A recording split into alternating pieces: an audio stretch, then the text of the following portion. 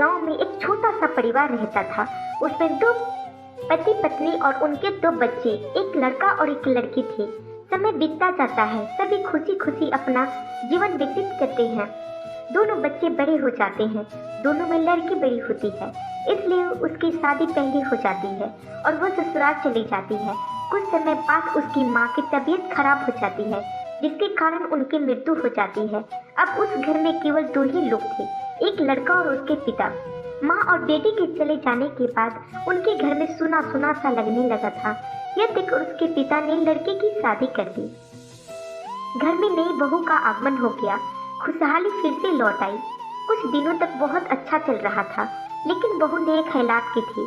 उसे सास ससुर की सेवा और आशीर्वाद क्या होता है, इस सब के बारे में उसे कुछ मालूम नहीं था। समय बीतता जाता है। अब लड़के के पिताजी भी बूढ़े हो रहे थे। उनका बहू बेटे के सिवा ख्याल रखने वाला दूसरा कोई नहीं था।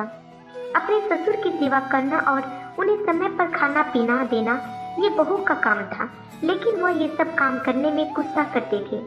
एक दिन उसने अपने पति से कहा कि तुम अपने पिता से अलग हो जाओ, अब मैं और अधिक उनकी सेवा नहीं कर सकती, मुझसे उनकी सेवा नहीं होती है। ये कहकर वह चुप हो जाती है। लड़का बोलता है, तुम्हारा दिमाग तो खराब नहीं हो गया है, तुम क्या बोली जा रही हो?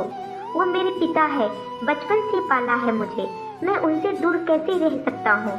गुस्से से इतना कह के वह घर से बाहर निकल जाता है। कुछ दिनों तक ऐसा ही चलता रहा।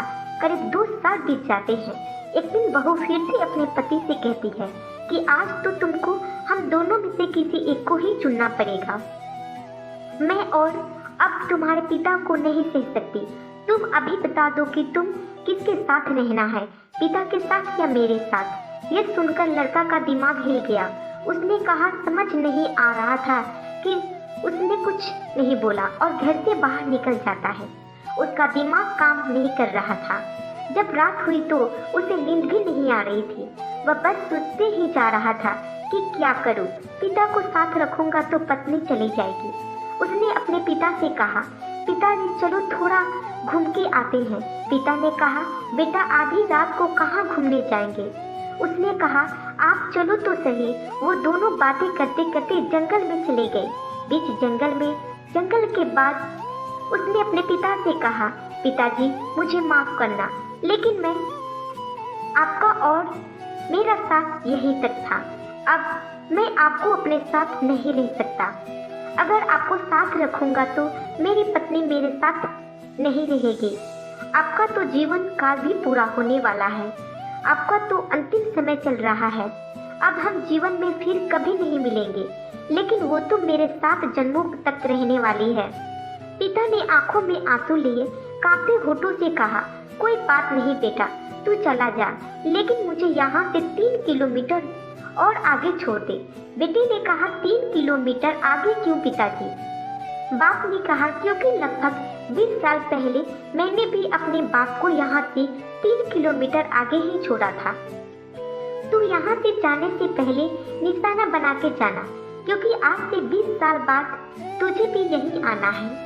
दोस्तों, इस कहानी से हमें यही सीख मिलती है कि बेटे को अपने माता पिता का बुढ़ापे में सहारा बनना चाहिए, न कि पत्नी और बच्चे के मुंह में आकर उन्हें अलग करना चाहिए। ये वही माता पिता है जिनके कारण तुम्हारी पत्नी आई है, इन्होंने ही तुम्हारी शादी की है। जैसा तुम अपने माता पिता और सास ससुर के साथ बुढ़ापे में व्यवहार करते हो, वैसे ही तुम्हारे बुढ़ापे में तुम्हारे बेटी और बहू तुम्हारे साथ दुर्व्यवहार करेंगे। इसलिए हमेशा अपने माता पिता के साथ रहिए और जितनी हो सके उनकी सेवा कीजिए।